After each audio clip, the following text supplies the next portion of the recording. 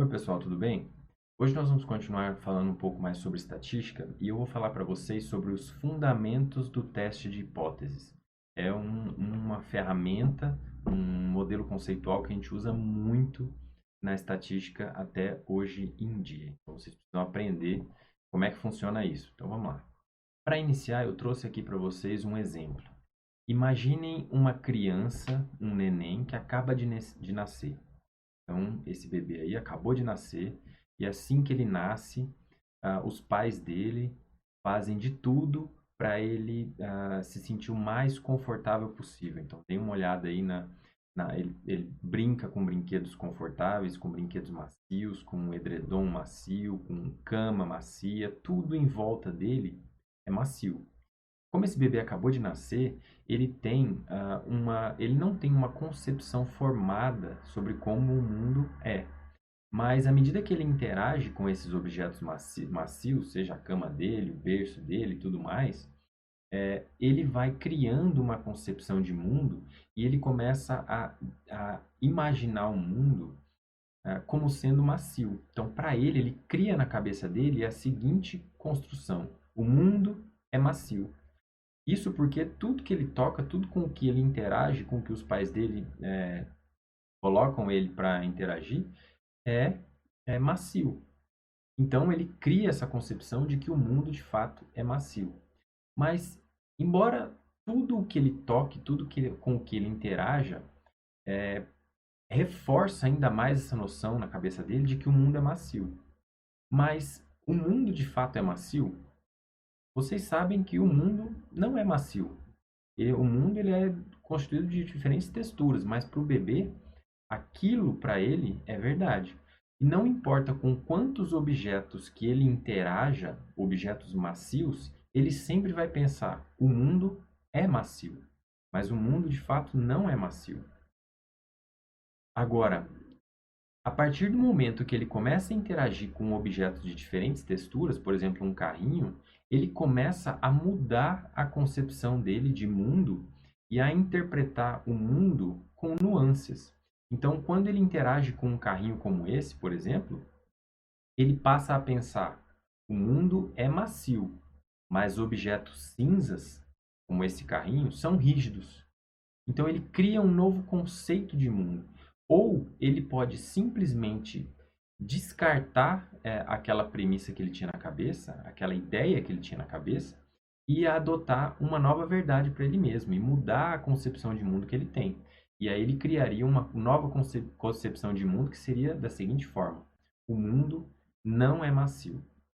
Mas notem que não importa com quantos objetos macios ele tenha encontrado no meio do caminho, ele poderia ter interagido com centenas, milhares de objetos macios, nenhuma dessas interações provaria que o mundo é de fato macio. Muito pelo contrário, ele não conseguiria refutar essa ideia de mundo que ele tinha na cabeça.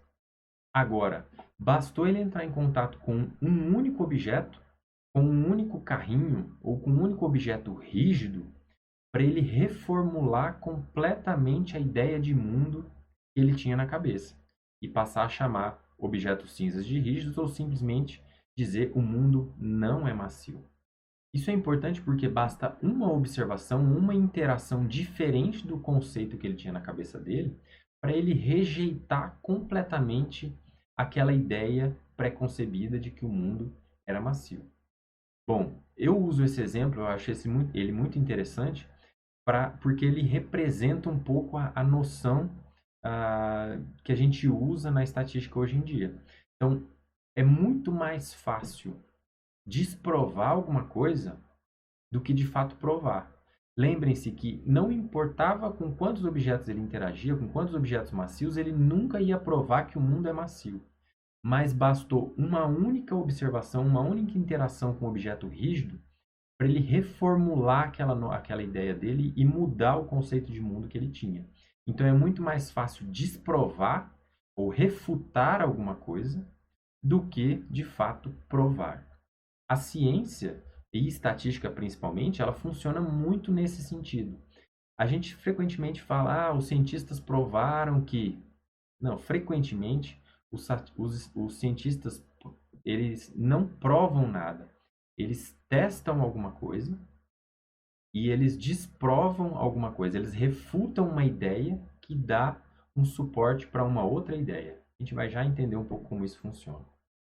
Bom, então guardem isso, que é muito mais fácil refutar uma assertiva do que de fato prová-la. E essa é a lógica da estatística frequentista que vocês devem compreender bem. Bom, a maior parte da estatística que existe hoje em dia e utilizada por pessoas no mundo ainda é estatística frequentista, que é chamada estatística popperiana, que tem essa lógica de refutar assertivas e não de provar alguma coisa. Como é que essa estatística funciona? Bom, primeiro de tudo, ela nunca vai provar alguma coisa. Nós, na ciência, nós nunca provamos alguma coisa. Nós, pelo menos na estatística frequentista, nós não calculamos a probabilidade de nós estarmos certos. Nós, na verdade, calculamos a probabilidade de nós estarmos errados. E usamos essa probabilidade como uma medida de força daquela nossa primeira ideia.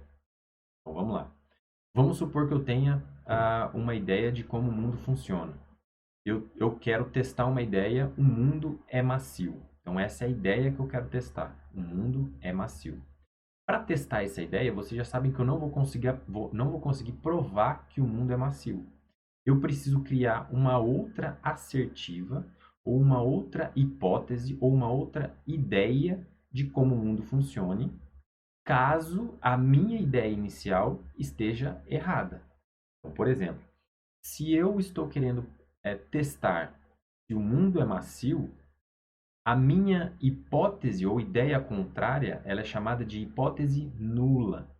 Ela é uma assertiva de como o mundo deveria ser se a nossa suposição estivesse errada. A minha suposição é de que o mundo é macio.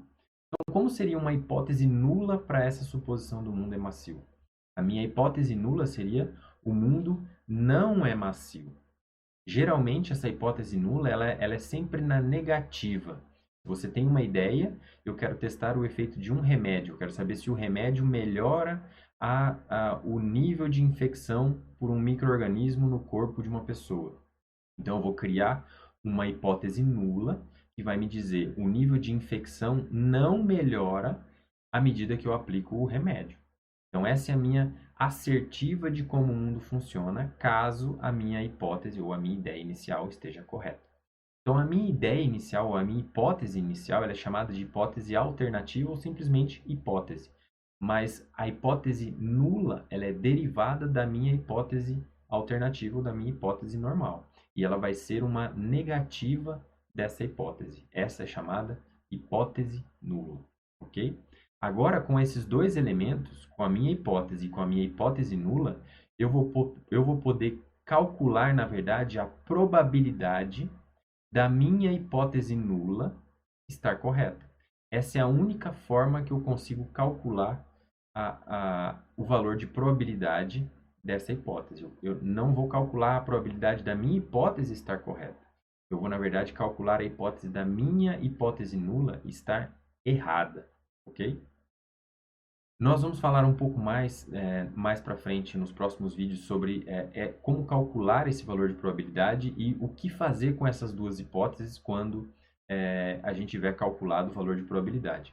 É importante que vocês fixem até agora essas duas noções, a ideia de é mais fácil refutar uma assertiva do que prová-la e dessa construção mental, de você construir uma hipótese do que você vai testar a respeito do seu problema e depois de derivar uma hipótese nula a partir dessa hipótese. No exemplo dos lagostins, por exemplo, se poluição afeta a densidade de lagostins, a minha ideia, a minha hipótese seria a poluição afeta os lagostins, ela vai diminuir a densidade de lagostins, por exemplo. Mas para isso eu preciso criar uma hipótese nula, contrária ou nula em relação à primeira hipótese. Então, a minha hipótese nula nesse caso seria a poluição não afeta os lagostins, ok? Então, essa é a minha hipótese e a minha hipótese nula. Guardem isso, nos próximos vídeos a gente vai falar sobre como tratar esse conceito teórico e depois que decisão tomar em função de qual dessas duas hipóteses está ou não potencialmente correta. É que a gente pode chamar alguma coisa de correto, porque você já sabe que a gente não consegue provar nada, ok? Só desprovar. Então, no caso, é a hipótese nula que vai ser o objeto de teste na nossa estatística frequentista, ok? Até o próximo vídeo.